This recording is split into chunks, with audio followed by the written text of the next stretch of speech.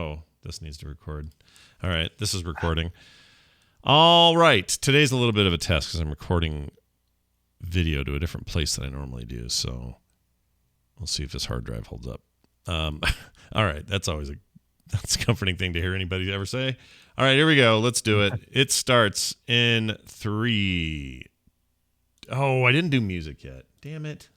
Hold on. Hold on. All right. Frick. Curse you, Brian, in your MP4. No, I usually check first thing and I just forgot. All right, here we go. Pull that over there. Let's do this real fast. Won't take but a moment, everybody. Just hang on to your butts. Like Samuel L. Jackson said in the 1993 hit film Jurassic Park, hold on to your butts. All right, we're going to exit that. Okay, oh, we got one more. This one is an MP3, so that's easy. Let's just take that there.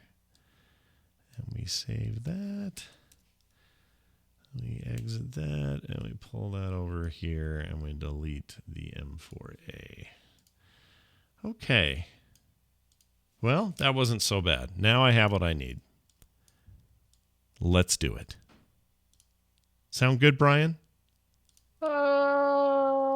Yeah, okay. Okay. We're only 11 minutes from 9:20. Why don't we just wait till... I'm just kidding. May as well. We've come this far. All right. I just can't wait to hear about this. Yeah. This thing right here in the notes. Yes, that right there. That thing. Yes. Oh, it's going to be good. Can't All right, wait. here we go.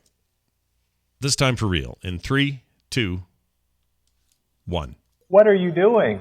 I'm buying bread. You are in the right place. This is a good bakery. Have you ever bought bread here before? Yes, I have. Sorry for the delay. The morning stream. The morning stream. The morning stream. The morning stream. The morning stream. The Morning Stream. I'm a leaf on the wind. Watch how I soar. The morning stream. The morning stream. The morning stream. Good morning, everyone. Welcome back to the morning stream. It's TMS, May 26th.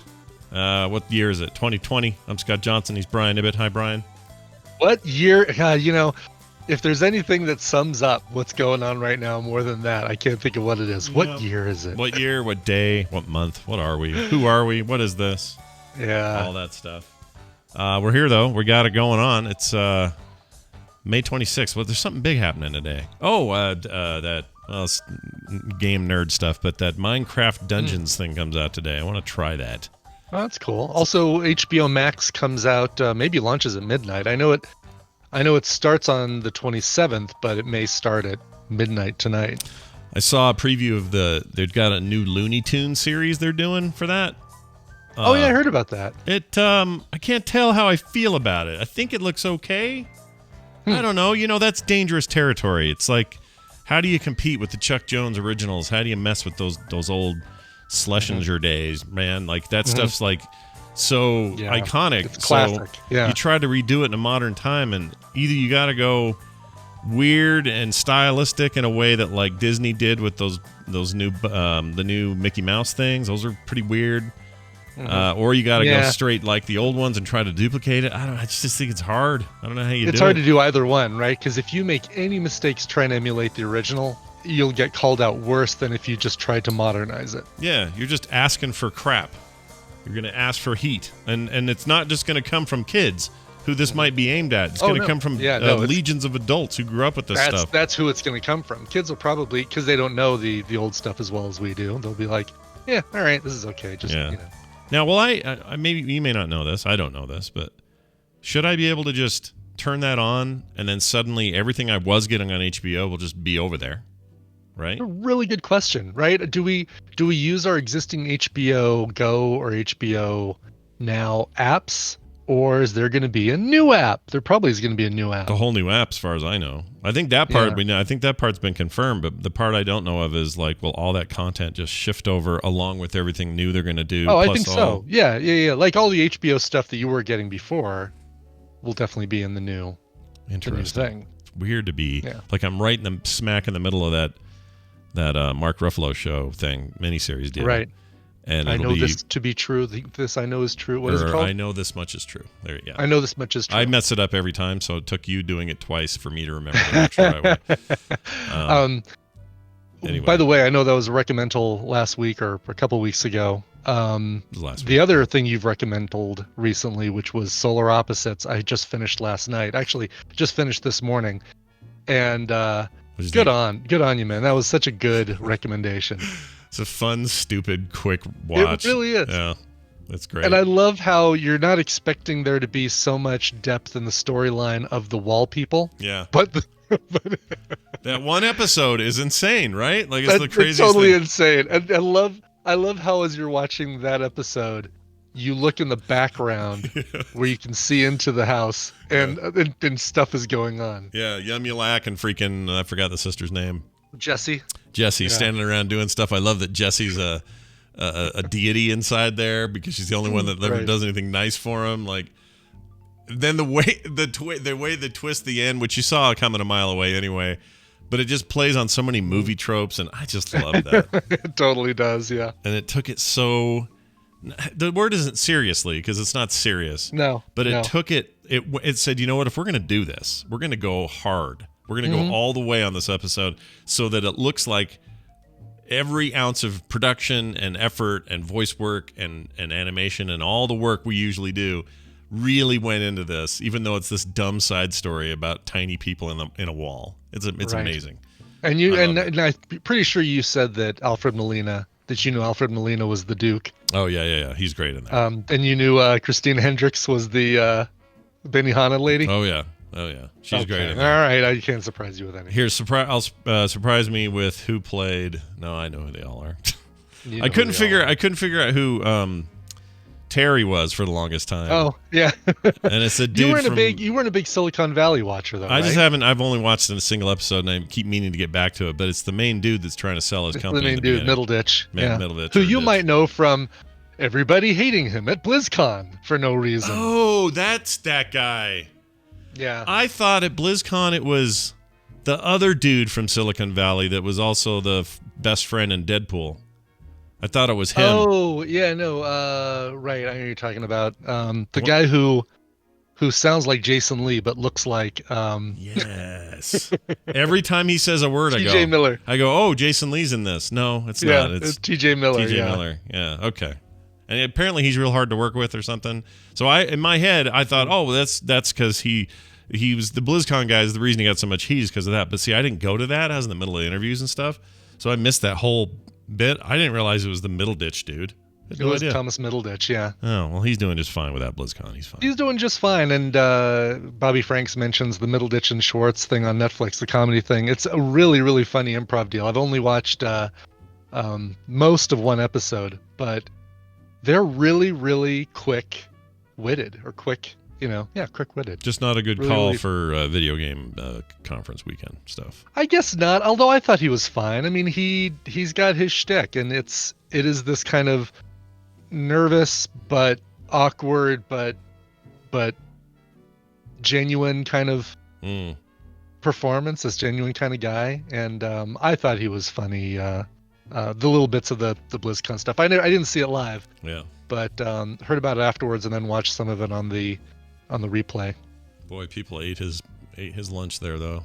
They did. But they did. do that. That's what we do. They did it with Game War. They did that with Gamers are mean. Hardwick. They Yeah, really are. Even yeah. Will Wheaton got just torn over the coals that day. I never want, not that I'd ever be up for that job, but I'd never want that job because they just get treated like garbage. Like, it doesn't matter who they pick or who they have up there. I'm trying to think who they'd have up there that could escape the fire, and I can't think of anyone. Like to be a knowledgeable enough Blizzard gamer and be up there means you're not going to be entertaining. I hate to say it would have to be somebody like Olivia Munn, because angry nerds are less. They would Rippy eat her. party. They would eat her soul. I don't think she would make it. I don't Oh, think it really? would happen. I think she would just get destroyed, not because she deserves it, but Yeah, because no, of course not. gamers are No. sometimes giant DICs. Which is funny because they're usually the ones that in high school and junior high were the ones who got picked on. Us nerds, we were the ones who got, and then we turn around and treat people like that when they come and host our conventions. I know. It's just not fair. It's not fair. It's not cool. We've forgotten where we came from. We forgot the what do you call it? The gauntlet we were sent through when we were younger. You know, getting ourselves paddled to death by the rude things that people would say to us. But now, look at us now. Who's the man now, dog? All right. All right. So I was going to say one final thing about that. But just back to this HBO thing. Oh yeah, HBO Max. Yeah. Yeah. And in particular, this show. This much I know this much is true. This much is true. There was a new one put out Sunday. I watched it yesterday. Man, I am telling you right now, it will be a crime against all entertainment history if he is not nominated and given an award for everything that's possible to get an award for moving forward in the drama category. Ruffalo? It is. He is mind-bogglingly good, and so is everybody in this cast. Like whoever the showrunner, director dude is, he needs all the praise he can get. Like it is unbelievably powerful stuff, and man, Ruffalo's good. Like previous to this, I would have said, "Oh yeah, I like Mark Ruffalo. Like in lots of stuff, he's great, and he's good in serious stuff. He's good in MCU. He's good in a couple of rom-coms I kind of halfway tolerate. Like I like Mark Ruffalo generally speaking, but this is new level stuff, just unbelievable. And it's not. There's no Oscar contention here. Dice Tomato. It's a mini series on HBO, so it'd have to be like Emmy stuff and Golden Globes and things like that. But man, Brian, I'm telling you, when you get around to it, you are going to be blown. It's going to blow your socks off. Unbelievable stuff. It's on the list. So good. Gosh dang it, it's good. It's just the art. It's like art of acting taken to some new level. And then there's this dude, I don't know his name. He plays a younger version of him. They have these flashbacks in college of him and his brother. I don't know who this guy is, but he's a ringer for a young Mark Ruffalo. Does he play both brothers? He does. As well? Yeah. And he plays them perfectly. He also sounds like Ruffalo. Has all the emotives of him without doing it. He's not doing an impression of him. He just seems like a young version of Mark Ruffalo in the 70s or late 60s. It's just, I don't know, man. Freaking over the top best thing I've seen since Unbelievable last year, which this is about as strong as I felt about that. Yeah, Unbelievable. Yeah, I remember you talking about what's her face from Unbelievable and how good she was. There's a little bit of a connection to my recommendal tomorrow. I again have two recommendals. And I think I'm going to just shoehorn both recommendals in. One of them was a carryover that we didn't use last week, but good. I wanted to hear what that was, so to that's totally fine. Yeah, that sounds good. Anyway, both of them. There you go. That'll be Wednesday here on TMS. I had a dream last night, and I had a dream last night. No, sorry, not last night. It was a bunch of nights ago. In fact, I saved it from Thursday night because you were saying on Friday, I've got a thing that I'm not even going to talk about until Tuesday on TMS. Yeah, because we knew we weren't going to have a regular show until Tuesday. I didn't want to give it just to the PM crowd, so I'm going to need people's help here on determining what happened here. So, in this dream, dreams sometimes you're just in a position that all the assumptions are made. Like what you're doing is what you're supposed to be doing. What you're doing, there's nothing unusual about what you're currently doing in a dream. Right, exactly. And there's no setup, there's no need for that. I just know where I'm at and what I'm doing. And in this case, I had a big fishing pole, and I was heading out into a vast, empty, kind of desert. You know how like the Knight Rider intro, which is the salt flats out here, but it's kind of dark or dusk, and it's very eerie. It's just like a lake of salt, and then darkness up against the mountains, and then a little bit of light behind them. Imagine that kind of scene. That's what my dream looks like. And I'm trucking out to the middle of this vast, open, salty landscape, wasteland, and in the middle of it is a big hole. When I say big, this hole's probably, I don't know, 10 feet in diameter, 15 feet maybe. Big round hole. All right? Get up to the hole, got my fishing pole. It is in the dream, it's obvious that I'm supposed to be fishing it in this hole. And for some reason, I'm fishing for Academy Award-winning actress Kathy Bates. So Kathy Bates is down at the bottom of this hole that's probably 50 feet deep, 15 feet wide, 50 feet deep. but I can see her. Full of water? Okay. No. She's in there just standing in an empty thing. No water. Nothing. Gotcha. Okay. So And it's more like a like that game with the fish whose mouth open and close, and you're trying to drop the little plastic thing in there that you're trying to catch them with. You know what I'm talking about? Oh, I see. Yeah. It's like I a know. little What is that circular, called? That's like a called little something. round table, and as they go around, the fish open Yeah. and close their mouths, but there's Yeah. no water or anything. What's that called? That's called something. Yeah, I what don't is that remember. called? Well, anyway, and maybe her name has something to do with it. Last name Bates. Bait. I don't know. Oh yeah, I didn't think about that. Yeah. Possible. What kind My- of baits do you use for Kathy Bates? Well, see, that's the trick. Is when I got to the edge, she's like, "All right, I'm ready," she says. And I say, and for those who don't know who Kathy Bates is, I assume you do, but like Fried Green Tomatoes and Misery and, sure. a whole bunch of stuff. She was, Every American Horror Stories in the last 5 seasons. yeah. She's great. There's nothing wrong with Kathy Bates. Everyone loves Kathy Bates. Anyway, Except so for that one hot tub scene in As Good as It Gets. oh gosh, I know, right? I know. Oh man, that made me want pancakes. Anyway, so she's down in this pit. She's down in this pit, going, "Okay, I'm ready." And I just knew intuitively to reach into my pocket, and out of my pocket, I pulled what I think in the dream, at least this is what I thought they were sort of semi-soggy, pliable croutons, like you put on a salad, Yeah. Except they But were kind not- of wet. But not like crunchy. No, they were like gooey and wet, so I could hook them, so I could get them on the hook. And it was I just remember them being soft so that it would go on the hook easy. And I cast it down there. Whizz, and Kathy Bates flopped around a little bit, tried to get it, and then said, "Okay, I got it," like that. And I started, bzz, bzz, bzz, and I pull up what I thought would be Kathy Bates, but when I pulled it up, it was just the outer skin of Kathy Bates. So Kathy Bates, and I look down to the hole, and there's Kathy Bates is in there still, and she's still looking up at me, but she looks like that Mr. Goodbody guy with like all the muscles on the outside. Right. You can still. You know what I'm talking about? Like, Wow. Like what's another? Oh, that Simpsons episode where they tear their skin off in the dance sequence for one of the Halloween episodes. It's kind of like that. All the insides are on the outside, and on the end of this hook is hanging this like Kathy Bates skin suit. Shell. Yeah, and it's hanging kind of loose, but I can see where the eye holes are and a little face and everything. And so in the dream, I put on the suit. I put on the Kathy Bates, and it's I'm the Kathy Bates now. and it's way too big for me.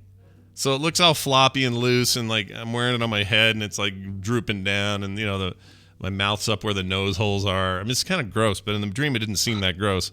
And so I wore that. I put all that in. I put my croutons back in my pocket. I threw my my pole over my shoulder, turned around, and I walked back the other way I came from, and left, muscles on the outside, Kathy Bates in her hole, and just took her skin with me. And then I woke up. That was the dream. No idea what to make of any of that. I don't know what to make of it.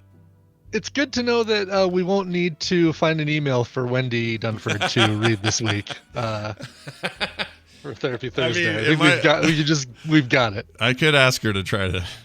I don't know. She's not much of a dream weaver or dream. What's the word? But interpreter. Interpreter. But I don't know what that is. And I didn't. Okay. So here's the other thing. Just a couple of quick notes. I didn't take anything before bed. No Benadryl. No ibuprofen. No nothing. I didn't eat late. I didn't eat anything weird that day. What else? Thursday, I didn't have any like experiences that were like tragic or weird in the day or shocking that I had to like work out in the night. And I also saw nothing with Kathy Bates in it. Probably for a couple of years, I just haven't seen anything. I think the last time is Kim was watching that horrible McConaughey movie, Failure to Launch. Do you remember that? Oh yeah, yeah. Is Kathy Bates in that one? She was the mom. Okay. And she was married to who's the quarterback, works for Fox News now. Oh yeah. Fox Bradshaw, Sports. Terry Bradshaw. Terry Bradshaw was in it. Showed his bum in that. Showed his bum. Right. You'd think I that remember would how be much that affected you. Yeah, exactly. You'd think that would be the nightmare. It would be something to do with Terry Bradshaw's butt, but it didn't. It wasn't. It had nothing to do with him. It was her. It was a ways off. I don't remember anything else about it. I like her. She's fine. Mm-hmm. I don't know what happened. So anyway, I'll leave it to the audience to see if you guys can figure it out and then send me an email and break it down. What do you think's going on with that? You know, the only thing that it brings to mind is not even an interpretation or translation of your dream. It's more a little memory that, my grandfather used to catch crawfish at Washington Park Lake using pieces of soggy crouton. Oh yeah, it could be that, right? Yeah. Or it could be, and the Kathy Bates reference could just be a glimpse I caught on a website, There you go. I'm on Reddit, and there's an and article. you saw Kathy Bates, yeah. And it was only enough. People enough. brought up, catfishing is what you were doing, basically. You were Catfishing. Catfish? What? I don't get it. Kathy Bates, cat being a Oh, shortened... cat being shortened for Kathy. Got it. Yes. Got it. Sometimes I forget that's short for Kathy. It can be. Yeah. I know a couple And of cats. Kathy already is short for Catherine. That's true. But I'll never understand. Catherine is already short for Katharina. I'll never understand why John is swappable for Jack, or Jack is swappable for John. That's a weird one. Yeah, I don't get it. Or Richard, you know what? Or Richard and Dick was a weird one. Yeah, too. Richard, Dick, Bob, Robert and Bobby, Robert. Yeah, I get there's an ob in there. Mm-hmm. Yeah, what happened? How do you get from Robert to Rob to Bob? Yeah, how do you do that? That sounds like a... Tell us that, free hotel room. Yeah, is he in here today? Yeah. Oh, Claire Geck says that Jack is French for John. Oh, is that where it came from?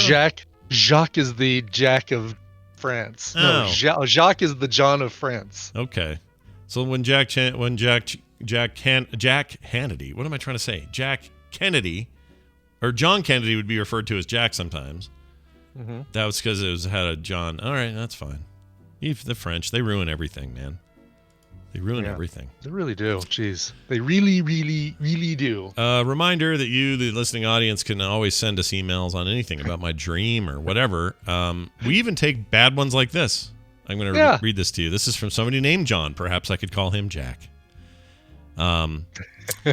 His message won't matter now. Yeah. His message is, stop supporting your Patreon and your show shit. Oh, he just left he spaced the I. He split the idiotic. He put the I with the UE. Yeah, idiotic. so it says UE. So it's you idiotic, fear-mongering F-wits, he says. Nice.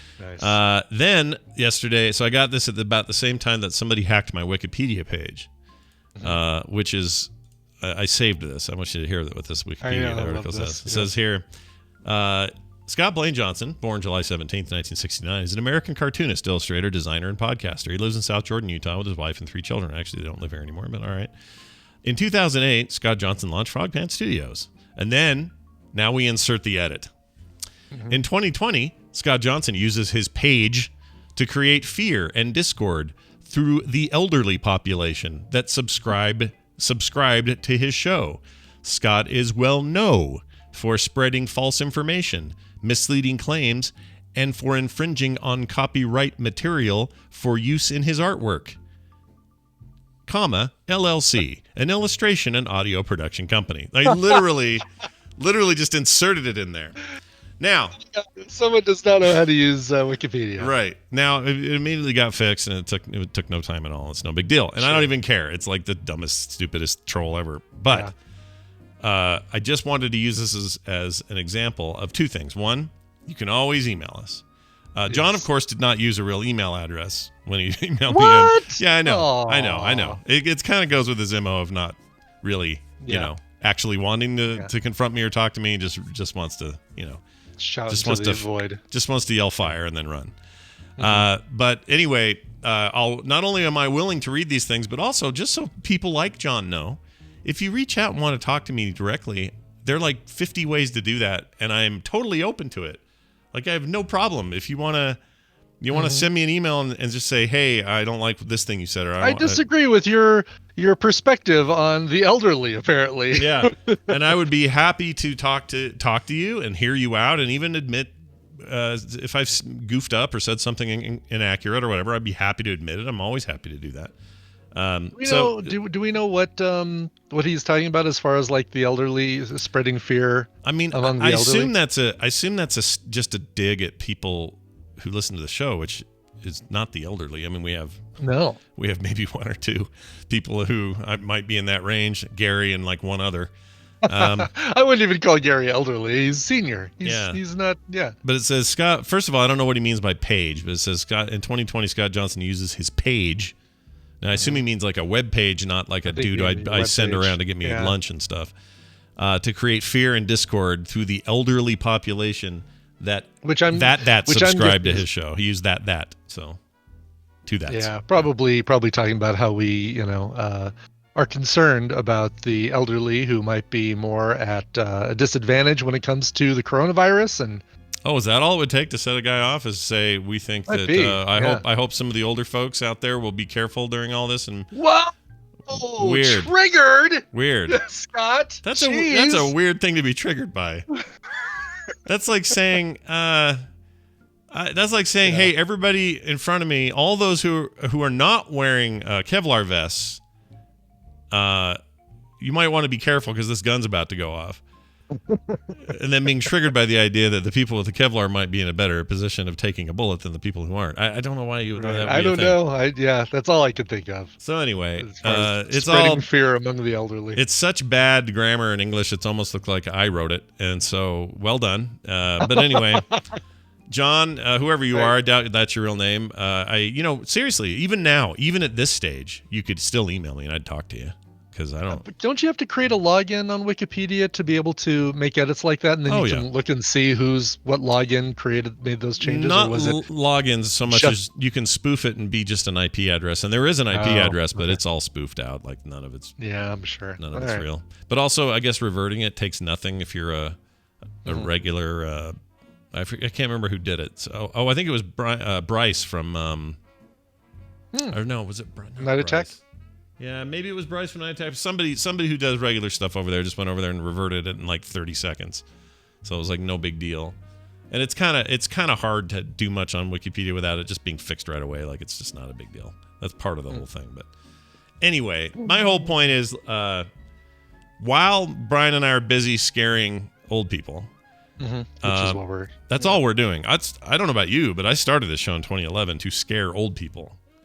And so well, that's the whole reason we do what we do, and it's finally out. We can finally talk about it openly. Yeah, I feel like I don't have to hide it anymore. Not to mention the fact that Drenched Wildfire also mentioned that you and I look like we're representing the basically angels and devils today, because you're wearing a white shirt with white headphones. I've got a red shirt with red headphones.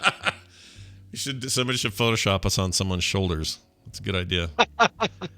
I like that. Yes. I like that a lot. Anyway, if we're scaring, I have an old person. That might be how we're scaring the elderly. There you go. Making them, we're making it look like they're really close to going one way or the other. I'm told by the control room we have an old person on the line who would like to tell us. Good. So here you go. Let's see what they have to say. Yes, you're on the air. Oh, they really are scared. Oh no, you frightened them. Wow. All right. Well, this is clearly going to take some more scrutiny. Mission accomplished. Although, now you've said it. Scrutiny. There it is. Had to get it out. All right. There you go. There's that. And what else? Oh, and that's that. By the way, you can email me anytime. themorningstream@gmail.com. You got a problem with Brian's red shirt or my white one? Let us know. I'd like to talk about it. I'd love to hear about it. Maybe my red shirt scares the elderly. Maybe they've It seen is a a bright lot. red color. Yeah, and they've seen a lot of Star Trek. They know what happens to red shirts. Exactly. So, Brian, I have a treat here for us. I'm actually going to show this to this chat room. Jeff Munn put this together. He basically took one of our slow, drunk-sounding conversations and animated it. TMS Smush-Ups. Yep, Smush-Ups. And this is amazing. I want a whole series of these. I don't know why my nose is so pointy. And why is my head so big? Look at the two of us. Well, you have a big head, dude. Yeah, but like that? That's not. I don't have it that much bigger than yours, do I? I look like a Neanderthal there. But anyway, here's let's play some of this. I think the volume on it is pretty good. So let's see how this goes. Drunk TMS, it's called. Animated by Jeff Munn. Special thanks, Scott Johnson, Brian Hibbett, Jimmy to Brent. Olivia. Yeah, exactly. There's a hair growing out of the chicken. Not a hair on the chicken. An actual chicken hair. A chicken hair, right. With a root, and it was like thick and stiff coming out of the side of this wing, or was a leg, I don't know which. I was, of course, repulsed immediately. It was disgusting. I immediately got on the internet, looked it up, tried to find some kind of confirmation, and sure enough, chickens grow some hair. It's like a mole. You should have not looked at that. So, Microsoft. There's no auto run in your chicken. Oh, there's auto runs, though. In my chicken. Oh my God. That's so gross. You think chickens have moles? Yeah, I don't know. I wonder if they are susceptible to melanomas like that. No pun intended, but that's fine. See what I did? Did you hear that? Oh my God. That's so good, dude. Oh my gosh. Do more This of is those. it is so well done. Yeah. Do more of those, please. He said he probably will. Do more. Oh. Anyway, that made my face hurt. All right, well done. Thank you very much for that. Nice work. Now, this. Now, if you'll excuse me, I must go take my vitamins. Your news has upset me greatly. Time for the news, brought to you by. Oh, don't be upset, man. Brought to you by Soundography, soundography.com. This week, Hammond and I delved into the entire library of The Runaways. Yeah, 70s rock group, classic rock group, just happened to be all women. And folks like Joan Jett, Lita Ford, Sherry Curry, and Jackie Fox all came from that band. Find out who didn't make it into that band, who left before the first album was released. That's somebody you've heard of. And what we thought of their entire library. One of the first albums I ever owned was Queens of Noise by the Runaways. Nice. And I've played trivia with one of the Runaways quite a lot. Lita Ford. No. Well, you'll have to find out Oh, by listening to that episode. all right. I have a picture with my arm around one of the Runaways from one of those trivia things I did in Vegas. Did they ever get in any kind of legal trouble? Or did Marvel ever get in any kind of legal trouble by trying to do the Runaways? I guess you can't really copyright a thing like that, or can No. you? Okay. No. No big deal. How was that show? No, a different thing. Was that Hulu show good? It was good. It was a Hulu show, and it was pretty good. I feel like I want to Yeah, check that out. it was better than. Well, I mean, all right, it's basically Inhumans way down here, and then all the Netflix stuff I would put up here. Even Iron Fist, screw you all. Yeah. And Brian's and a then true between fan. that you've got Agents of S.H.I.E.L.D., Cloak and Dagger, and the Runaways. Yeah. Your devotion to being okay with. I'm totally okay. I really did enjoy Iron Fist. I think that's great. Mm-hmm. I don't think, you know what? It's easy for us to all hate on a thing. I didn't like it, but I am 100% cool with Brian not only liking it, but to me, it cements your reputation as a true Marvel fan. So Yeah. take that, world. Take that world. Oh yeah, Legion actually. Free Rangers, you bring up a very good point. Legion, then the Netflix shows, then all those other ones that I mentioned, and then way down here, Inhumans. And Inhumans should have been so much better. It had Anson Mount. It had the dude from Lost. That little skeevy guy from Game of Thrones and Misfits. Yes. Yeah. I mean, it had such a great cast, such great potential. But the first thing they do in like one of the first episodes is, let's take away all of the Inhumans' powers Right. and right. put them on Earth. It's like, oh. You know what? The chat room has a good point. When Magus has a good point. I need to play this when Brian likes a thing that I don't, or the other way around. Yes.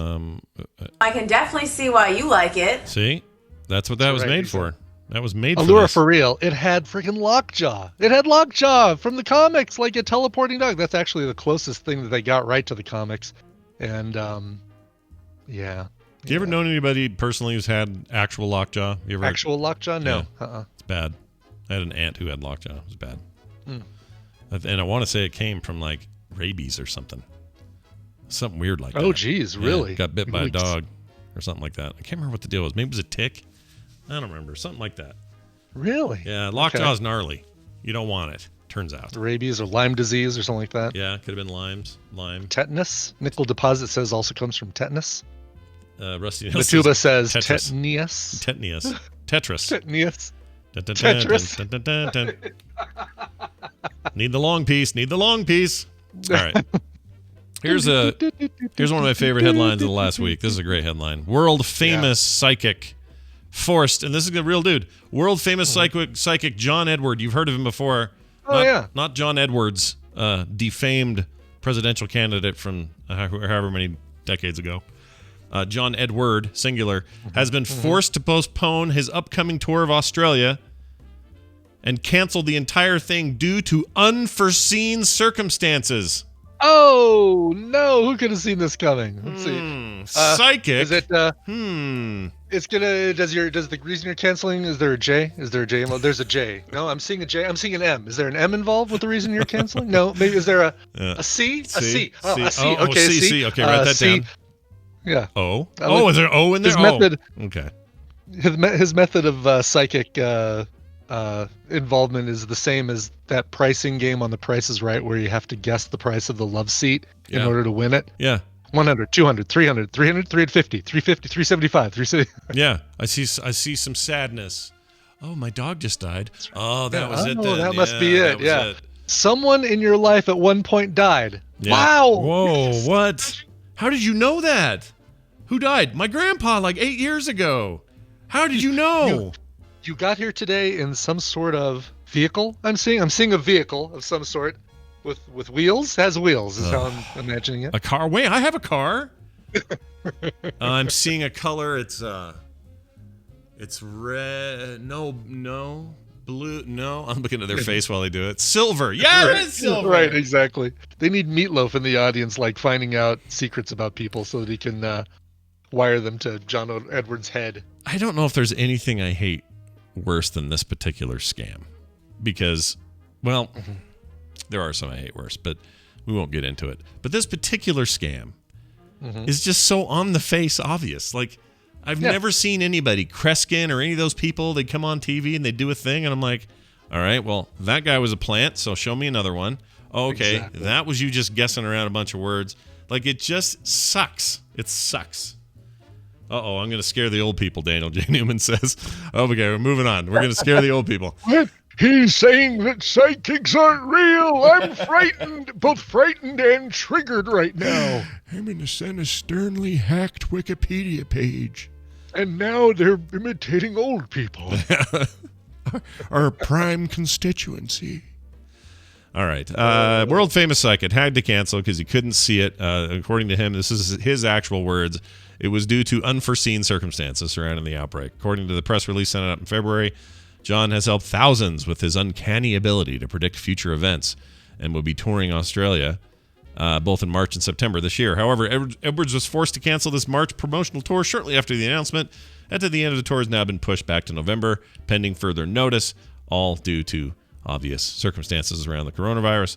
The news has come to no surprise to his Australian fans, given its current restrictions on outdoor gatherings.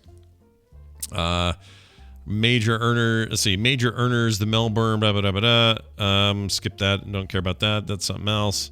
Anyway, he couldn't tell because he's a psychic who couldn't tell. Unforeseen. I love the, they had so much fun writing that headline, like unforeseen circumstances. Yeah. Maybe it's the chemtrails were in the air or something like that. Or what other dumb flat earth thing can I think of? Let's get your email. Flat Earth is a good one. You know what I want to do? Honestly. Sure. This is so bad, Brian. Yesterday, Kim and I are in the car. We ran some stuff to Nick, who's in Draper, which is close to us. We went to Draper to drop some stuff off to Nick. He's working there in this store by himself because he, no foot traffic in the store he works in. But he's there to do pickup, curb stuff, and all that. So we go to take his thing. And then we come home, and as we pull into the roundabout that we live near, a red car pulled in behind us and then stuck so close to us that I swear to you they were half an inch, like a postage stamp, away from us the whole time. I'm like, why are they hugging us like this? And they were just staring at us kind of mean-like. And we went all the way around this thing. Kim took a turn that she normally doesn't take. They're following us, and they're staying this close. We go around another turn, place we normally don't go to get to our house, still this close to us. Finally, as we pull into our final place where we go to take a quick jaunt over to the driveway, that's where they turn off. But as they do, they look at us like this. They just kind of stare us down as they drive by. And so we still don't know what that was about. Like maybe he thought Kim cut him Jim off. Jensen? No, it wasn't Jim Jensen. Although, happy birthday, Jim Jensen. I beat a bloke. Happy birthday today. It's his Happy birthday, Jim. Yeah. Glad you brought that up. I meant to put that in the notes. But anyway, so we don't know what it was. But when Kim's like, what was that guy doing? And I, the more we were just ruminating on what was the problem, like, did she cut him off? Was there something we didn't see? Like all this. I just wanted to fight the guy. Like, I wanted him to keep following us. You're a little on edge right now. I am. I mean, there was the guy last week you wanted to fight. I mean, maybe. I need to get it out somehow, and I don't know how to get it out. Could you look on Craigslist? I know you can't talk about Fight Club, but can you post about Fight Club on Craigslist and say Salt Lake City Fight Club? Don't talk about it, but here's what it's going to be. Well, it's the second rule. First rule, don't talk about Fight Club. Second rule, post. You can post about Fight Club. It's okay to post on. Yeah, Craigslist. it's not a problem. Yeah. But if that guy would have pulled over, I was ready. I was ready, dude. I was ready to go down. I was ready to yell and say words I don't say and freaking scare the hell out of whoever that was going to be. I'd prefer not to have it go to fisticuffs, as the kids say. But I was ready. I was so mad. And I don't know what that is. That's a weird instinct. It's a weird thing to feel, But I did. I wanted to. I'm just so sick of dumb people right now. I'm so sick of it's just and I say all this, and maybe he would have pulled up and it would have been fine. Well, I don't think so. I was seething, just ready to pop, ready to go.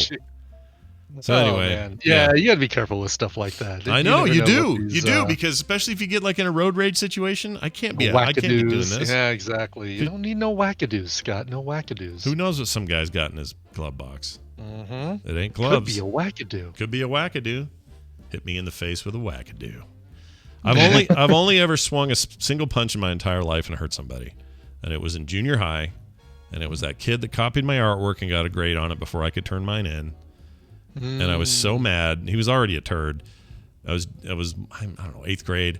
I was so mad I just clocked him as hard as I could without even thinking. And I broke my pinky, and a little bone popped out. You can still see the scar where the bone popped out of my pinky. Jeez. Yeah, a little red scar. Scott's Bone Claws origin story. Yep, a little bit of Wolverine. And then the kid broke his nose, or I broke his nose, and I got suspended for a week for all of this. But that's the only real hard fight I've ever been in.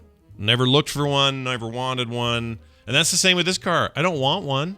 I'm all about, hey, car behind me, hope everything's okay, you doing all right? But when they start getting aggressive, right now anyway, I just ready to pop. I don't know what the deal is. It's not good. It's not a healthy way to be. So I got to work on that. Or else I got to just get in a fight and get it over with. And I don't know. You might have to do that. Yeah. There's got to be somebody who wants to fight. Just punch somebody right in their non-mask wearing face. Yeah. I don't know who it would be. Just somebody who's like looking. There's got to be somebody else out there looking for a fight. No weapons. No lethal damage on the rolls. Sure. Let's just go. Safe word, tap out. What else? What are the other Fight Club rules? I forget. No shirts, no shoes, no service. I guess so. Like maybe some gloves. Gloves are fine. I'll wear gloves. Doesn't have to be knuckles. I don't think you can. Oh, you mean like boxing gloves, or you mean like wearing? No, like boxing gloves, like fingerless leather gloves. We can even have it moderated. Have somebody in the middle going ready to rumble, and then we fight, and then you can pull me out if I'm hitting too hard, or the other guy's cheating or hitting below the belt, or we can make an actual match out of it. I just need some. Be careful, because Wikipedia guy might be taking you up on this. That'd be fine. That guy, I'm ready anytime, Wikipedia guy. Bring it, Wikipedia guy. And what's great is if he hears this, it means he just couldn't resist listening to see if we. I think so. I did download the roughly speaking of the slight tangent. Downloaded the boxing game on Quest, but downloaded it before like late last night, so I'm going to play it today and try it at Box VR. Which one? The Box VR is very good. You'll like it. Yeah. It's sweaty. It's sweaty as hell. That thing. I picked up the whole Ascent. There's a thing called, there was a Quest Essentials.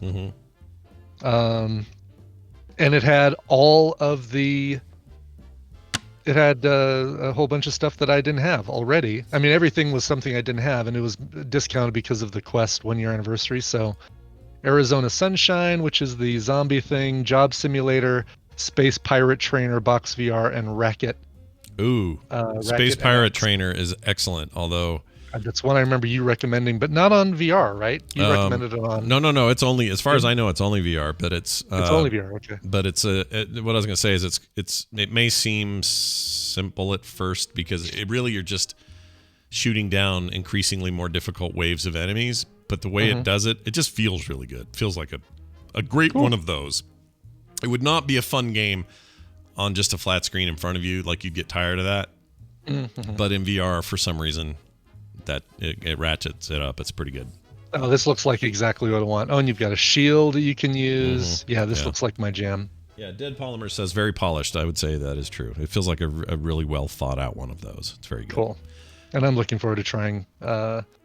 Even though, it's maybe tired of the whole zombie genre, but looking forward to doing Arizona Sunshine, which does not sound like a VR zombie game. It sounds like one of the flavors of Mountain Dew you can get. Yeah, Arizona Sunshine, limited time only, 7-Eleven. Get in there and get it. It's the Slurpee that won't be here after a week. So get your Arizona Sunshine. Exactly. All right. Anyway. A man has been accused of urinating in a Walmart twice. Man. Yeah. Oh. Yeah. Twice. Yeah. What are these people doing? What's going on? We need to lower our expectations for humanity, I think. Bowling Green man has been cited again for not leaving a store when asked to do so. He urinated in one of them on Monday, according to Bowling Green police. This is in the UK, I assume, right? Bowling Green? No. Bowling Green is not North Carolina. What is it? It's crap. Where is this? Green. I'm pulling it up. I'm pulling it up because I'm not 100%. Wisconsin, Michigan, Kentucky. Everybody's guessing states. That Alabama. doesn't help us at all. Yeah, you guys are amazing. Kentucky, Bowling Green, Kentucky. It is Kentucky. Okay. Kentucky confirmed. All right, Kentucky, Pennsatucky, Kentucky. We got Michigan, Wisconsin, Maryland, Alabama, Ohio. Yeah, like we're just having fun with states today. Show me Texas. This is at 3:21 p.m. Officers were called to a Walmart. Let's see. This guy named Cole had re-entered the store yelling at an employee who tried to stop him. Said he had to use the restroom. When police arrived the second time, he was cited for criminal trespass. Earlier Monday, he received a second trespass citation of the year at Kroger. So just up the road there at a Kroger. Police responded there. Yeah. Don't go pee in the Kroger. Yeah, don't pee in the Kroger. But yeah, who pees in a Walmart? Don't answer that question. I don't want to know. Yeah. More than I'd like to know. Actually, this is Bowling Green, Ohio. Oh. We can get it is the Bowling Green Sentinel Tribune in Bowling Green, Ohio. There is a Bowling Green. It's funny. It's a funny name. You think there wouldn't be multiple Bowling Greens in the U.S. because it's not a very common name. But yeah, this is Bowling Green, Ohio. I grew up near a Bowling Green lane or road or something, but never a city or a suburb. And I don't think I ever installed there. I think no, they didn't have the honor. They didn't have the great honor of having you there. I installed in all of the C's in Dayton in Ohio. Installed at the Cincinnati Enquirer, the Cleveland Plain Dealer. No, not Cleveland Plain Dealer. Cleveland Plain Dealer. Is that right? Cleveland Plain Dealer? Plain Dealer. I think that's the name of the Cleveland Plain Dealer. Canton Repository, which is an even worse name than the Cleveland Plain Dealer, and the Dayton Daily News. Nice. Did all those installations. Never did the Sentinel Tribune in Bowling Green. Well, there's always tomorrow. There's always there's probably not. Probably not, yeah. All right, we're going to take a break. When we come back, Bill will be here talking about making stuff in the world of making things, and also Justin Robert Young. We're going to talk about where will the Republican National Convention be held in August, or if at all in August. That's coming right up shortly. Before that, though, a musical break brought to you by Brian Ibbett. Yeah, Jeremy Neal, courtesy of Remote Control Records. Big thanks. We are the world. We are the children. We are the ones who makes a brighter day. So let's start giving. I'm all for naughty men slipping about.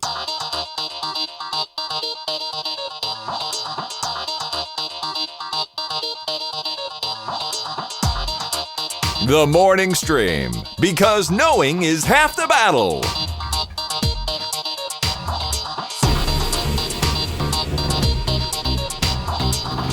All right, we're back, everybody. We're back. Brighter day, just you and me. Yeah. I like that. Yeah. Man, you know what I really enjoyed this last weekend? Tell me. Or sorry, yesterday. Yesterday was Monday. It's part 3-day weekend. It still counts. I guess it still part counts. Of the weekend. Time is weird right now. Yeah. I really, really enjoyed that Fibbage 3. Oh, that was such a blast. Yeah, it's a great version of that game. It makes me want to play it more. It looked like there was so many things on that Jackbox collection that you bought that we got to get to. Mm-hmm. I can't wait for the next playdate because we have a whole new set of crap to torment the listeners with. Yeah, so. we bought it right then. Against all odds, Twitch's freaking payment system was down. Like we were having the hardest time getting there. Not Twitch, Steam, but it worked out in the end. Now this. Your bat cave's open there, Bill. Bill, all the way from sunny, wonderful, beautiful Seattle, Washington, or parts thereof. He is Bill Duran of PunishProps.com fame, and he's here today, as usual, on a Tuesday. Bill, welcome. Good morning. Good morning. God, I'm excited. I had an awkward interaction with people in public as well that I'd like to tell you about. Oh, tell me all about it. Did you want to fight them too, or was did you throw down? Yeah, did you throw no, down? I didn't throw down.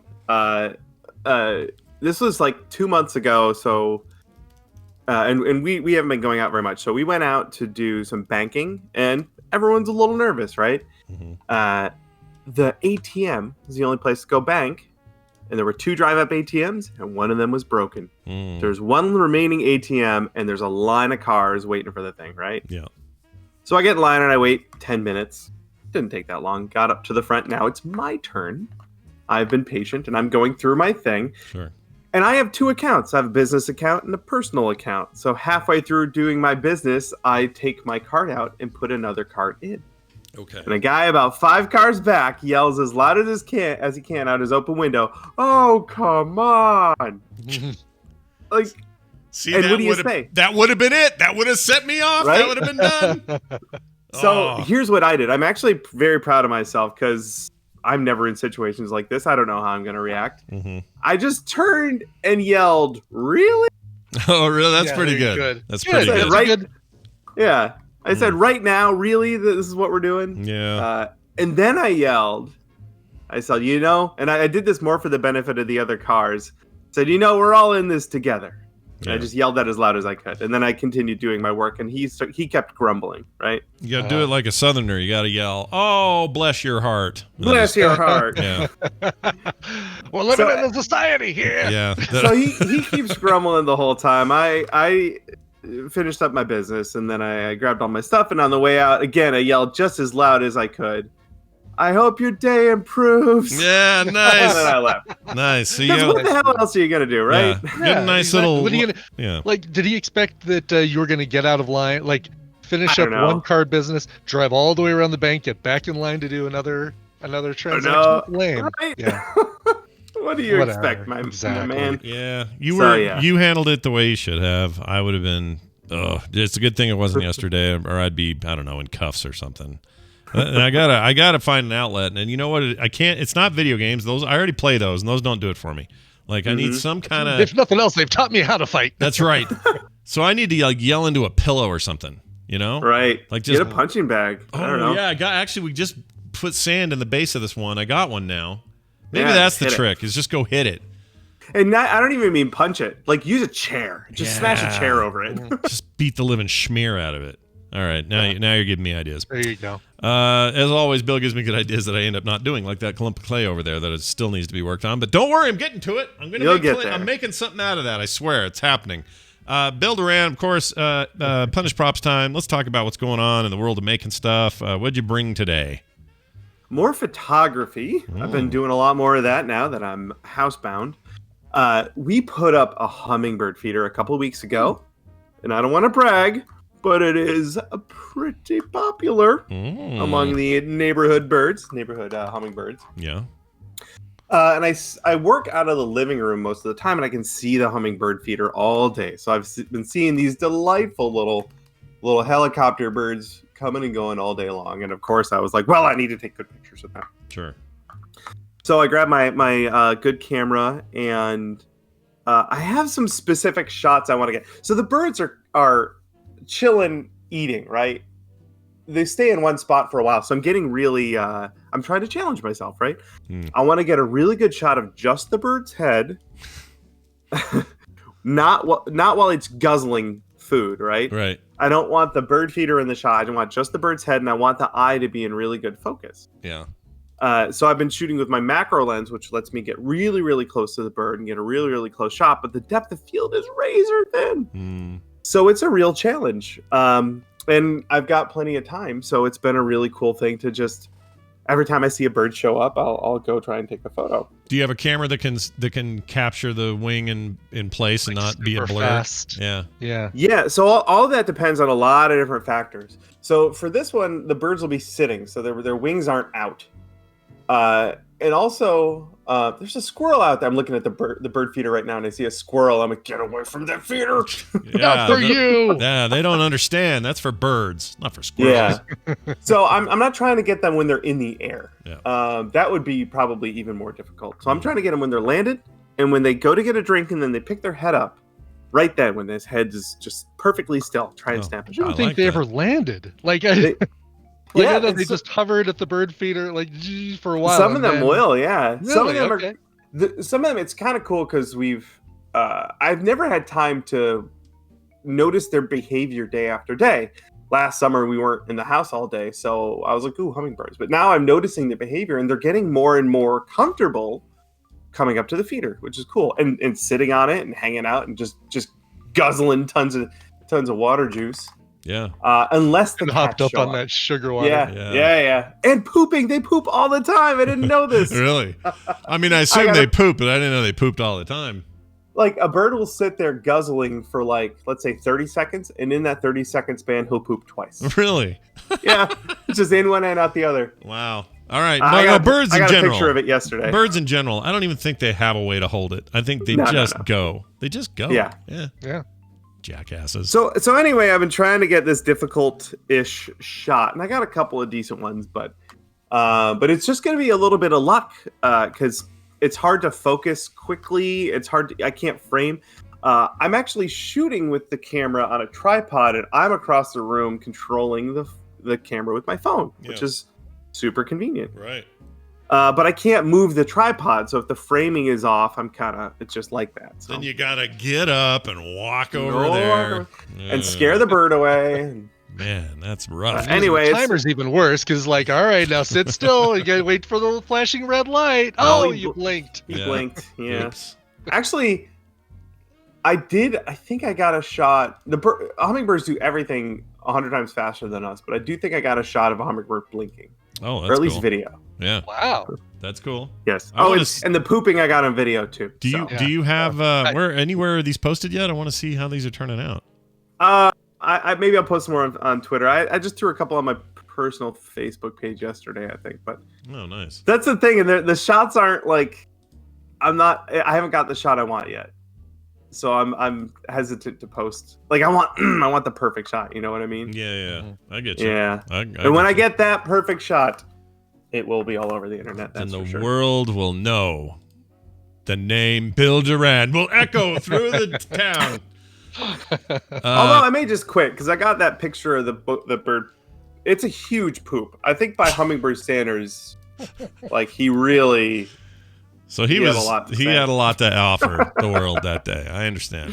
Oh yeah, here it is. I just found the one you took where he's sitting on the edge there. It's cute. Yeah, I'll definitely post the pooping photo on Twitter this morning. Yeah. Oh yeah, look at him. That is a massive poo. Yeah, there you go. Holy Moses! I need to find this link. Is it on your Twitter? Is that the deal? It's Facebook. I'll post it on Twitter. Yeah. Anyway, that's what I've been up to. I've been taking pictures of tiny birds. Now I've got to see this. Yeah, pooping birds. with Bill Duran. Poopingprops.com is the new domain. Check it out. Punished poops. No, that's awesome. There's a parallel to what you're doing with what's something my sister always tells me about, which is this being in the moment stuff, especially during a time of great stress like we're all having now.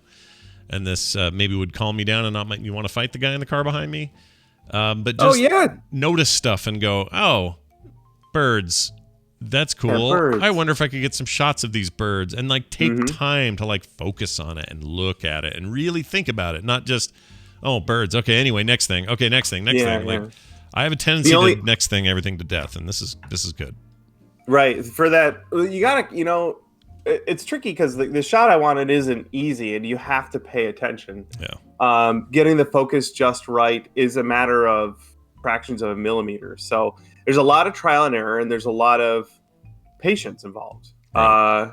And that's good, I think. Yeah. I think Another hobby I've very, very much considered getting into is bonsai trees. Again, it's a lot. It's very meditative. It's like, hey, make a few changes, and then we wait a week and see how it looks. Mm-hmm. Yeah, that's something else. Maybe I'll dip my toe into that world if I'm home for much longer, and I'll report back. That's not a bad idea. I've always wanted to mess with those, and I don't know the first thing about even getting started with a bonsai tree. Everything I know about bonsai ever trees. since you saw Karate Kid. Yeah, right? I was gonna say absolutely. That's all Miyagi knowledge. I don't know have any actual experience with that sort of thing. But my wife, she's a big plant curator. She loves that kind of crap. Today she was repotting a plant because it had outgrown its previous pot, and I'm like, you do that? That's a thing you do? Mm-hmm. It grows out of its current pot, and then you got to move it? Like, what is that even about? What is this? That's why I buy plastic plants. That's what I do. There you go. All right. Well, this is great. Yeah. What if I started a whole new Instagram account that was like Bill's bonsai trees, but they were all very clearly fake trees? I mean, I would follow it. I would follow you. But I make them look really good. But I never mentioned that they're plastic. No. You could. Well, then you'd be like the rest of Instagram. Nobody admits anything looks bad on Instagram. That's right. Yeah, everything's plastic on Instagram. Take that, Kardashian people. Got him. All right. Hey, any bonus linkage for today before we go?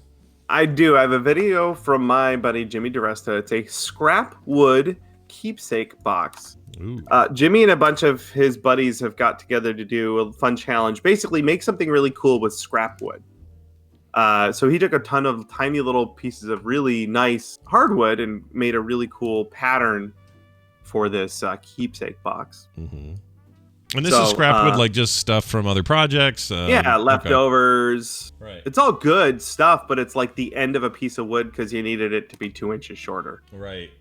Yeah. Right. Well, that's great because I always wonder what like my brother-in-law Steve, who's always working on stuff, he's got a lot of scrap wood, and I never know, you never know what to do with it all. So this is great and good for Jimmy the environment. did something, and then some of his buddies did similar projects. So if you want a rabbit hole, that's a good one. Yeah. I mean, some people. My dad did a lot of woodwork stuff when I was younger, and he would just burn it.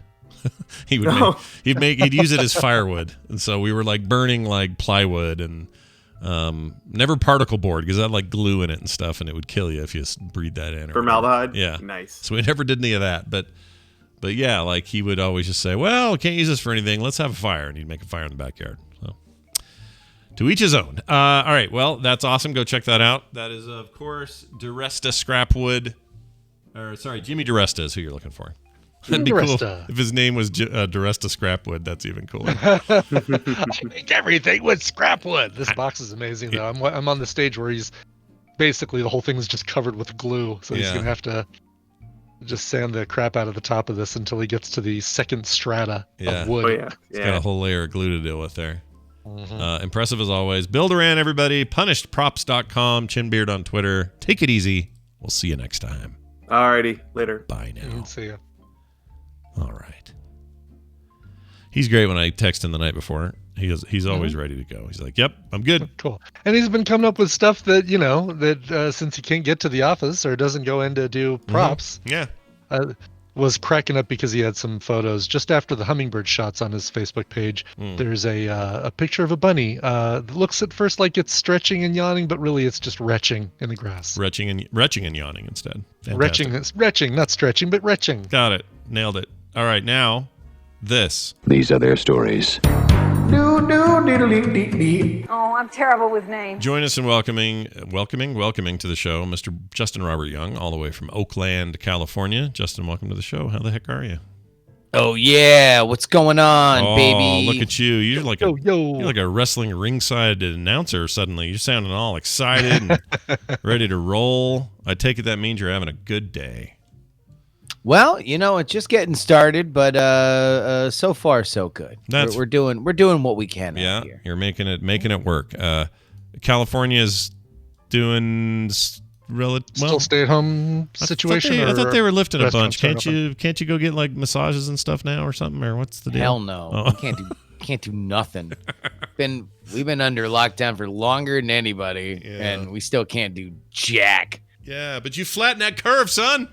In fact, we've been tighter lately because here in Oakland we have this nice little area, this nice little lake, and the mayor has been very concerned about how many people are by the lake, and so they put cops there over the weekend and started towing cars that were parked around there. So, wow.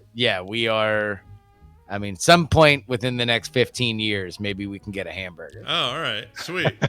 Well, you can go get one rather than having it brought to you, is what you're saying. You can get a hamburger, not. We could sit down at a place for a hamburger place. They used to have these things called restaurants, Scott. Yeah, no, I remember those. Those are great. You used to be able to sit down and eat a thing and then leave. No more. Those were myths and legends told by our forefathers. Well, in Colorado, they're doing the dining thing. Restaurants can now open their dining rooms starting tomorrow if they follow the 6 foot distance. Everybody wears a mask. All that stuff. 50% capacity or no more than 50 people in the restaurant or whatever.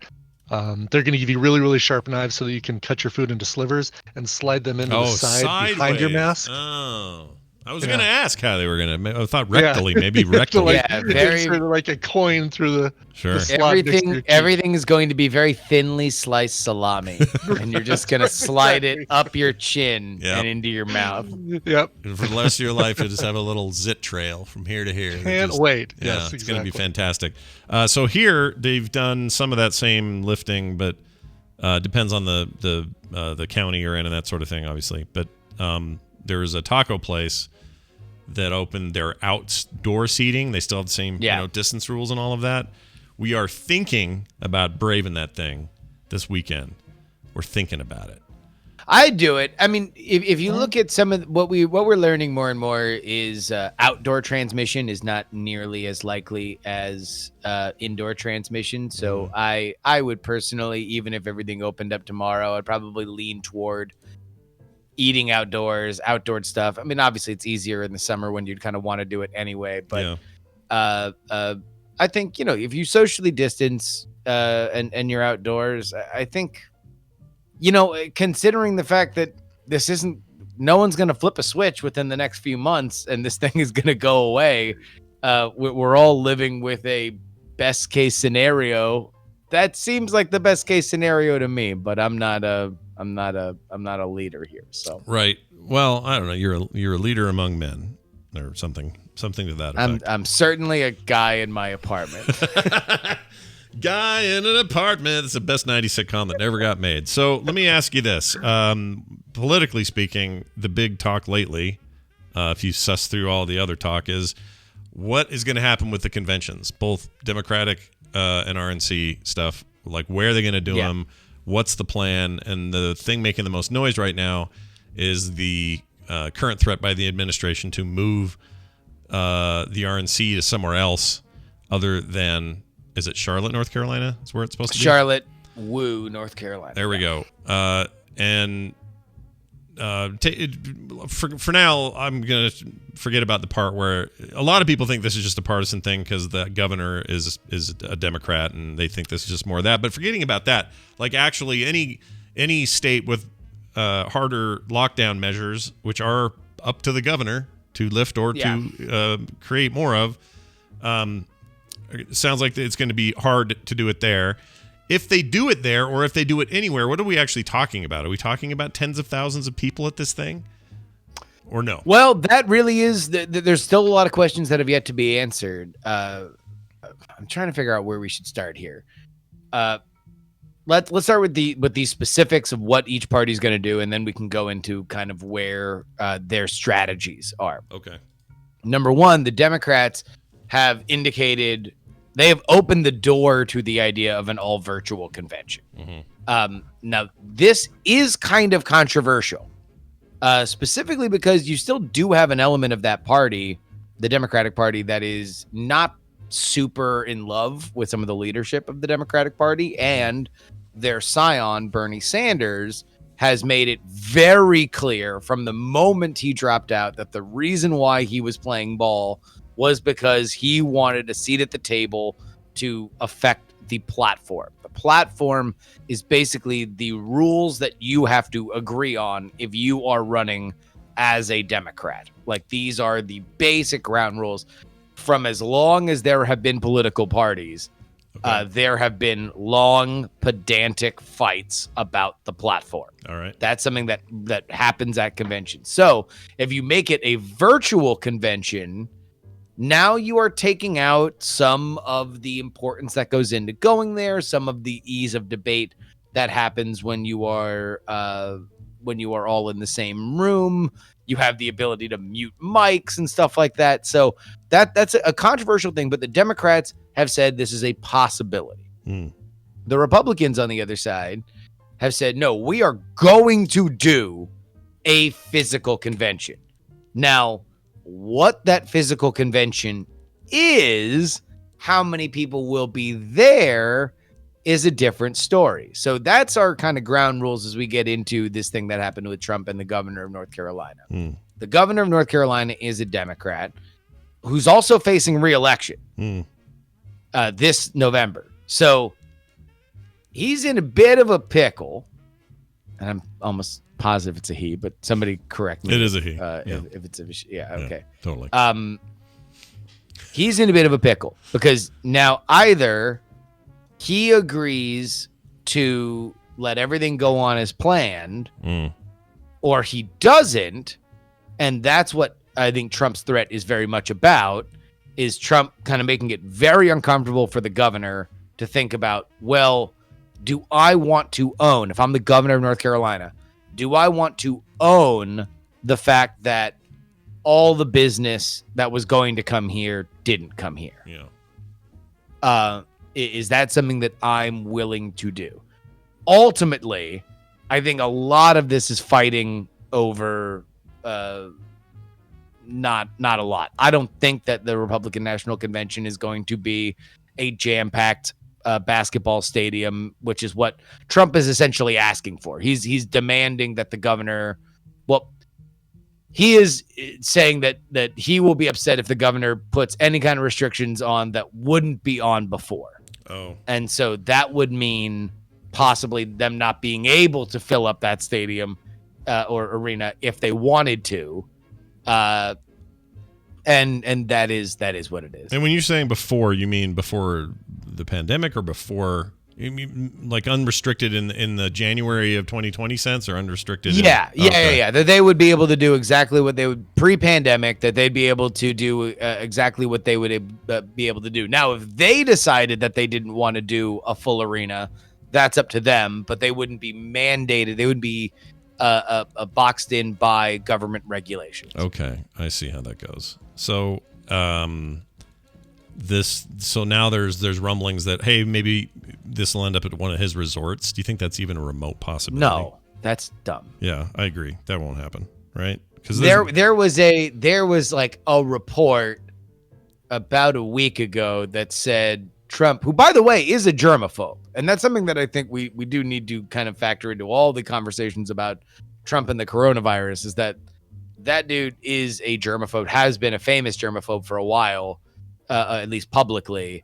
So it's like the initial reporting was him saying, well, why can't we just do it at a ballroom in Mar-a-Lago? Although I don't know. I mean, it's one of those like unnamed sources say things. So right. Not that it was made up out of whole cloth, but who knows in what context something like that was said. Right. So if he did do that, I don't understand why it would. Well, Do they have? I mean, the capacity at one of those places is not what he's looking for, right? No, it's going to be way smaller than the usual. Yeah, he wants a big venues that they hold the DN or the RNC in. He wants a big, loud arena. I think. Wouldn't I mean? I think Well, everybody all right. wants that. So that gets into the kind of larger strategy that both parties have. The Democrats are betting that by late August we are in a similar place to where we are now, and that we are all very terrified. We are seeing regular daily death totals that would horrify us. We are being very careful and watching exactly every state's rise and fall in new cases. We are reacting in horror when we see a bunch of ding-dongs in a pool next to each other. Right. The Republicans are betting that this is thawing, and by the time that August comes around, some of the restrictions of the early summer will look like a thing of the past. And so if that's the case, then the Republicans want to be forward in saying, well, like, yep, we survived it. Let's all get together and celebrate, where they feel the Democrats will be looked at as brutish and behind the times, whereas the Democrats are betting that the Republicans are going to be too forward as a folly, and they will look dangerous and reckless in the eyes of America. This is such a flip, isn't it? I mean, just from a fundamental sort of perspective, like if you were saying this in the 60s, you'd be describing opposite parties. Like you'd be saying it's the stodgy, overly conservatives that are. It's the very definition of conservative and liberal. Yeah, are kind of being flipped. Yeah, it's weird to me. Reversing their roles. Yeah. I mean, it is odd. It is an odd. I mean, yeah. Let's approach this conservatively by all gathering at the pool at the Lake of the Ozarks and partying hard. And then you got progressives going, let's be very progressive about this and stay home and be careful. You know, like it's just a very right. Yeah. I don't know. It's just flipped. The lid is flipped, man. It's weird. But yeah. Well, I mean, this is a different thing, right? Like the illness is its own weird vector. Like everything is kind of flipped at this point. Like I don't even know really where the lines are aside from fear. Yeah, everybody's scared, and that manifests itself into everything else. Yeah, and they that's the other thing is like even the people that are like, I want to party. Let's go. They're some of this they're doing out of fear of their loss of control. Other people are hiding maybe too much out of their fear, and there's everybody in between. But you're right. The big motivator across the board. Oh, that's why you're getting the reactions that you get. Oh yeah, yeah. You know, sure. it's crazy. Yeah. Like it's rare that we can all experience the same thing. In fact, if you want to get a sense of the kaleidoscope of how we all process emotions, then understand that we are all universally feeling some level of fear, and then take a look at the world around us and see how different people process it. Mm-hmm. Right? Yeah. Some people want to face it. Some people want to wait for it to go away. Some people want to, tell people that they should be more fearful or they should be less fearful. Like this is the kaleidoscope of emotions that go into it. Yeah, it's a weird time, man. Weird freaking time. Well, all right. So the DNC, what's their plan as of now? Like what convention is happening and where? Or has that not been determined yet? Their convention is slated for Milwaukee, Wisconsin. Okay. And as of now, we don't know. I mean, Joe Biden literally just made his first public appearance in 2 months yesterday to leave his house, get in a car and go a few minutes down the road, lay a wreath, and then get back in the car. Right. That was, it counts, right? The press was there and everybody got pictures. So that is what it is. But I mean, that shows you the difference between how cavalier either of our two nominees are looking to be. Yeah. You know, one has famously gone out and not worn a mask in front of the press. At least apparently he's wearing a mask behind when there's no cameras. Right. And then he comes out and he just holds up the mask and it's a very good mask. I like this mask. It's a great mask. It's an excellent mask. Yeah. One of the best masks. Best mask ever. No, I've seen that. I was wondering about that because there's a bunch of like crappy phone photos of him wearing a mask. I'm like, when is he wearing these? And then it hit me. I went, oh, when no one's looking. I mean, he doesn't want to do them for photo ops. Right. And part of the reason is he doesn't want to look like a guy in a mask, as he was retweeting pictures of Joe Biden in a mask yesterday because he thinks that looks stupid, I guess. Yeah. So, yeah. Although Joe Biden was doing the aviators and mask combo, Yeah. although I don't know if it looks better or worse than that. I mean, I would leave that up to our pandemic fashion experts. Yeah. They matched. They matched. So there's a plus. It right was there. to me, it just looked like typical. Like that's just Joe Biden. That's the Joe Biden that everybody was joking about toward the end of the Obama presidency, where he just was like this guy that would do, like pointing at you and got a funny little wink in his eye, and he's just getting out of a car and throwing his scarf behind him. Like that Biden is what I felt like I was looking at there. And I'm not really no judgment call, just kind of had that old like swaggery Biden vibe to it, for good or for ill.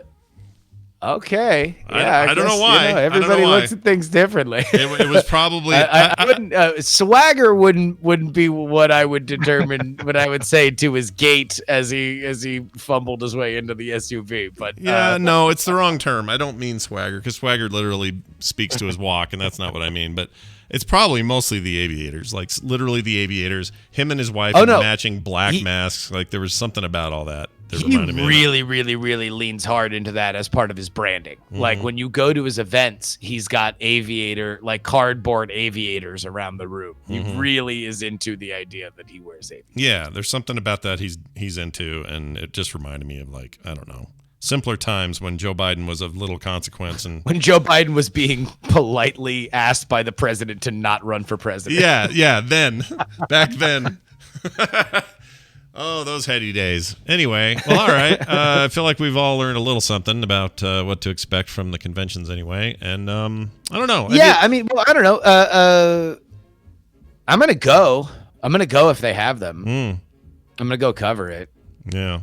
Are you? Do you think that's smart? People get angry at me. People have gotten angry at me in my chat for saying that. Well, I wouldn't be angry at you, but I understand also you would be making a calculated risk of some calculation. I don't know what those calculus is. Does a Charmander onesie block the spread of COVID? I mean, I'd probably wear a mask. I would definitely. I mean, I would wear I would. I mean, then again, a mask doesn't protect for you. It protects the mask for is other protection people. for other people in case. But I would do it. I don't get why the mask thing is. I have a problem with the idea that we've kind of mixed a lot of our terms here. Like when people say like, "Oh, are you against social distancing?" It's like, well, no, I'm not against social distancing. I think we should stay a little further away from each other, and I'm for wearing a mask and everything. But it's like, I would also like to have some things open, I think that those can happen. I mean, in an area that has a very, very, very low infection rate, like where I am, be nice. Like, but you can't, I feel like whenever there's like, oh, I think we should open up a little bit. It's like, oh, you're against social distancing. No, I'm for it. I think it's fine. I think the mask thing is fine. Once in a while, nuance matters, and now is the time where it matters. It's not all most. black and white. There are shades. Well, unless you're buying masks for Joe Biden, then it's all black every time. and there are shades there too. Yeah, they just happen to be aviators. But yeah, like I'm with you, Justin. I'm kind of, I don't know. Like Kim and I were just having this conversation. We're just like, everybody's getting tired of it. Y'all get, we're social creatures. We need to be able to do more. And there's nothing wrong with feeling that way and wanting that and stuff, but there's also nothing wrong with trying to do it as safely as you can or reasonably as you can, or, the best you can. It's this idea that we have to like plant a flag and move no further is real weird to me. I just don't get why the conversation isn't about like where we are in the road to opening things up. Mm-hmm. Like we can be stalled on the road, right? Mhm. Like, but let's say we're stalled. Sure. Like that's the one thing that kind of frustrates me when I look at like, you know, hey, like California, we did our job. We flattened the curve. That was, you know, that was the goal. Yeah. And so cool. Yeah. You know, and again, it's not that bad for me because I've worked from home before. I was born in the darkness. You merely adopted it. Take back your city, Gotham. Take back your city.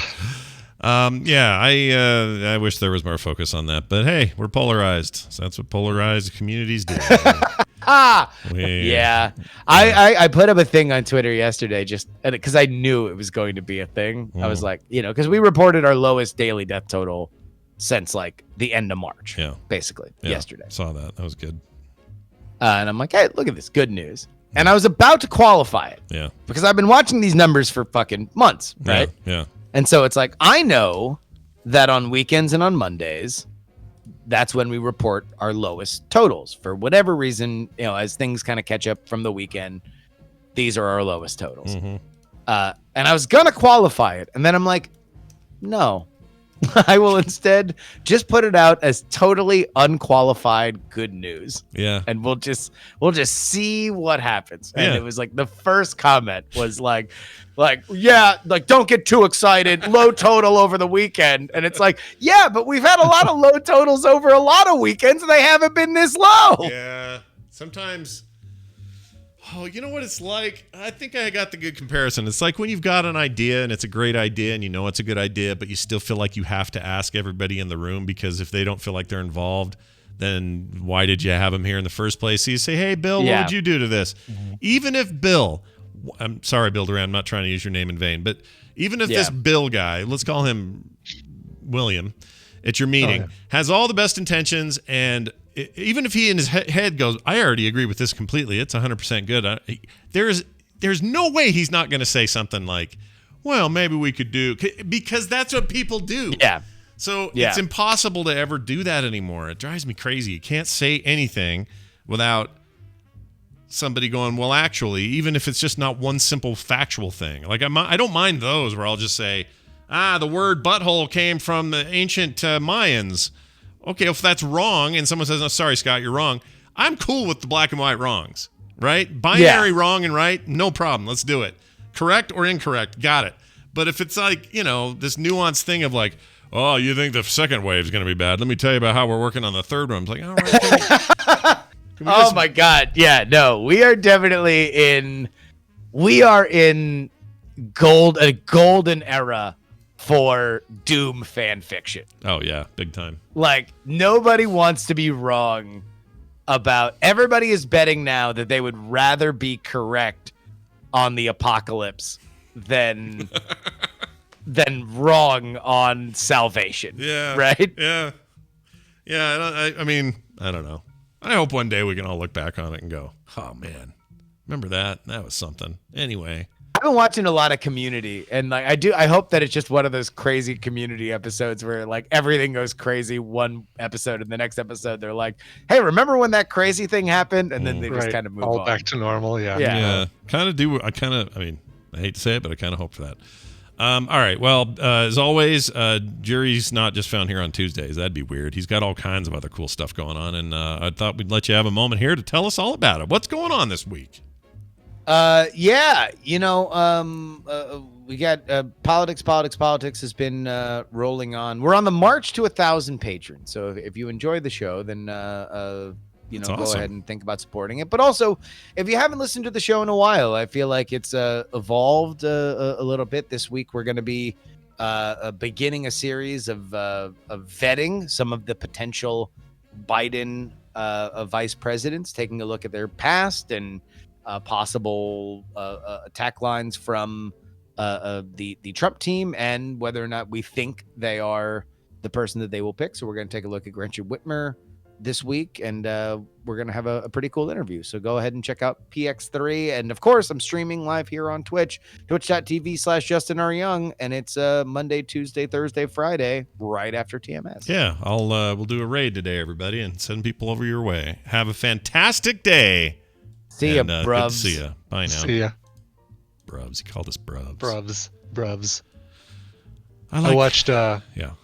some real garbage TV this last weekend. It was Oh, good. You need Fox. a little Brian. You're watching good stuff, and you got the bad stuff. I like it. Exactly. I had to see this because it seemed like it would be such a train wreck, and it was. It's Fox's new series, Ultimate Tag or Extreme Tag or something like that. It's I heard about this somewhere. Is it as bad as it sounds? Because it is American. It is so American Gladiators. If you miss American Gladiators and you feel like, God, I sure wish there was something like American Gladiators now, this is basically American Gladiators. They've even got dumb names for the team of taggers that are like your weekly characters that you're going to be watching, like La Flair and the Boss, and wow, it's just like Nitro and stuff. But the hosts are JJ Watts. Don't know who that is. Let me look him up. Football player. Oh, okay. I know who that is. Is it Watts or yeah, Watt? JJ JJ Watt. Watt. JJ Watt, American football player, Houston Texans. That guy. Okay. And his two brothers, TJ and Derek. TJ Watt. Oh, also played for the Steelers. Yeah, TJ and Derek Watt. Okay. Completely launching the phrase for me, bromentators. These are absolutely the way they just carry themselves. Even if they weren't brothers, they are absolutely bromentators. Oh, did you see the way he took him down? Yeah, bro. Wow. Wow. Did this get reviewed at all? I'm curious if anyone. I mean, I'm hearing your review now, and I'll bet this is just. Is it the kind of garbage you want to watch though? Like you're going to keep up with it? It is the kind of garbage you want to watch. You know how you kind of feel a little guilty when you watch something like American Ninja Warrior. Yeah, I do. But you watch it anyway. It's like, well, I don't want something that I have to pay a lot of attention to. Well, that's how American Gladiator was for me when I was growing up. It was. I remember watching that going, oh, they're going to pull out the ear things again, the big what are those called? Yeah, the Q-tips. Q-tips. The whatever those are called, not pugilist sticks. Whatever those are, but they're going to fight with these Q-tips on top of these things, and it's going to be great. And I remember at the time even just knowing that, this is bad. What I'm watching is bad. Yeah. But I don't care. Sometimes you got to watch bad stuff. Exactly. Oh, you take that back, Shaggy Maha. Holy Moly is great only because of the brilliance of Robert Riggle. Wait, what is Holy Moly? I don't even know what it is. Holy Moly is a miniature golf competition show that knows it's goofy and just leans hard into it. And it is Robert Riggle is one of the commentators, and it's like I love Rob Riggle. It's like the brilliance of Fred Willard, rest in peace, and in Best in Show. Oh yeah, okay. You got me there. Then I'm in. I would like to see this. Holy Moly knows it's goofy.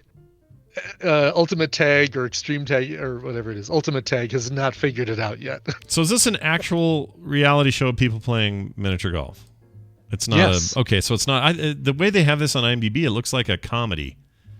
Like it is. It's hilarious. Well, I don't mean that. I mean more like a scripted comedy. It is a reality show of people playing miniature golf, but it is people who are self-proclaimed miniature golf experts, and again, they lean hard into those characters. They're being like goofy golf pro versions of miniature golf people.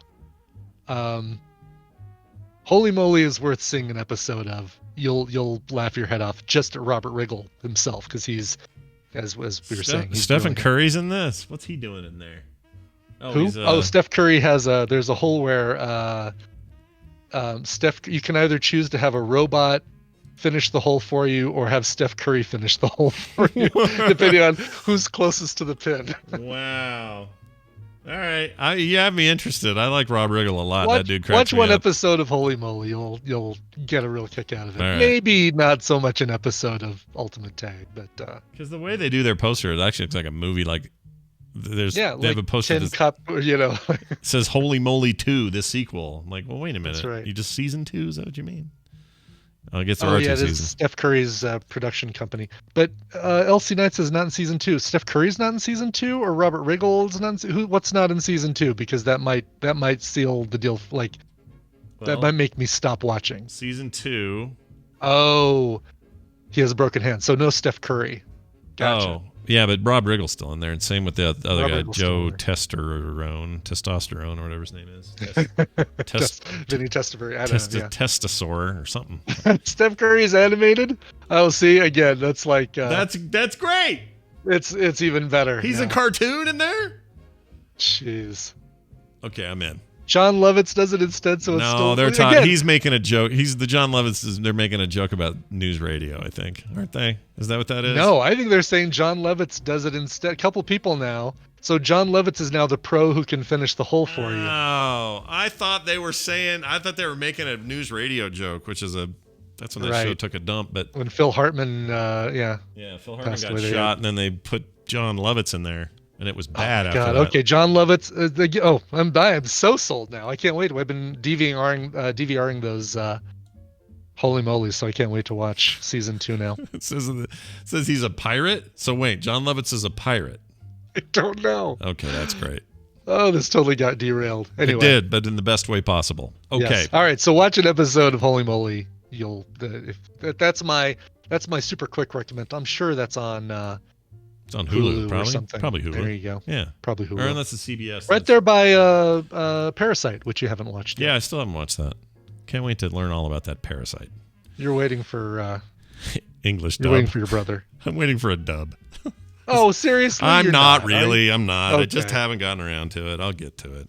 I will. All right. All right. Here's this. This is a mashup. It's technically a bonus one, not technically a Monday one, but it's a pretty good one. It's poorly remembered stuff with Scott and Brian. The name of this is Rim Job Jimmy John. Ugh. So enjoy that. Here you go. TMS. It should just be called Scott and Brian Poorly Remember Shit. That's about right. I'd love the Beta Ray Bill.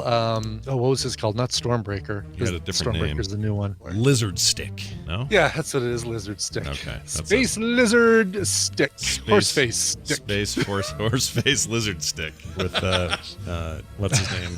Yes, with what's his face? Can't think of his name all of a sudden. Jerry Lewis. No. Jim Bob Freno. Tim Cook. Tim Cook. Timothy Cookery. What is his freaking name? Guy Pearce. It's a short name like that. It's like Guy Pearce. Rock Hudson, Remo Williams, The Mist. That never helps me, by the way. I'm going to just let you know right now. It's not helping me either. That's with the Groot Stick, Groot Arm, and I like it. Dinklage. What was Dinklage what's his character's name? Etrigan? Gargantuan? Gurgling Larry? I don't have no idea. Ettrig, right? Eitri. E-I-T-R-I. Eitri. Not Ettrig. King of the Dwarves. King of the Dwarves! They always think it's him, but it's not. It's the other guy. Main guy. Yeah. Dead guy. What's his name? Not Steiger. No, Ron, Rim Job, Jimmy John. Yeah, that's exactly it. Rim Job, Jimmy John. Lupita Ding-a-dong, Ring Wrong. What's her name? She had 12 Years a Slave Lady. She was in Black Panther. Lupita Ding-a-dong, whatever it is. 12 Years of Lupita Ding Dong, I think is pretty good too. I can never remember her freaking name. What's his name? Who's the guy who's the psychiatrist? Guy that would always bring in the psychiatrist. The one where he figured out the chicken was a baby with. Right. Sonny Vaughn, Jewish man. I don't know. Isn't that something like that? What was his name? Sherple?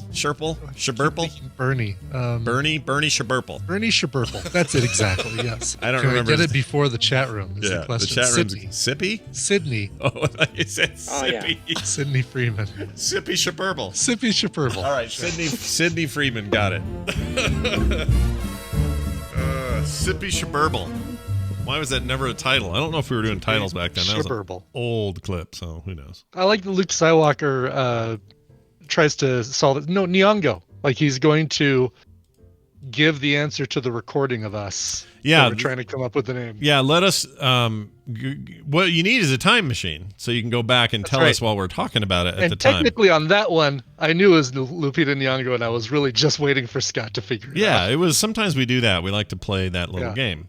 Right? Yeah. It's fun. It's usually me being that dumb. But anyway, that was great. TMS Mashups, Jamie Brand. Thank you for that. TMS Mashups. Those are my favorite. The Scott and Brian trying to remember stuff mashups because they're so damn embarrassing. They're pretty good. Anyway, keep that good work up. And if you give him a follow on Twitter, he'd sure appreciate it. That's at TMS Mashups.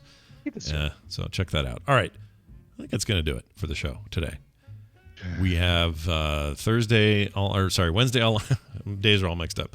Tomorrow's Wednesday. We got Wednesday. We got all the stuff we do on Wednesdays. Looking forward to that. We hope you guys are as well. What else do I need to tell people? That's it. Hold on. Tuesday today. What's going on? What do I have? I can't think of anything. It doesn't matter. What you do on Tuesdays? I'll just say stuff on Twitter if I have something. I have meetings and things, and that's why I'm in this nice shirt. I have an important meeting today, a Zoom meeting.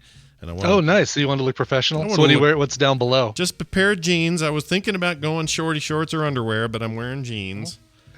See, I got jeans and these shoes on even.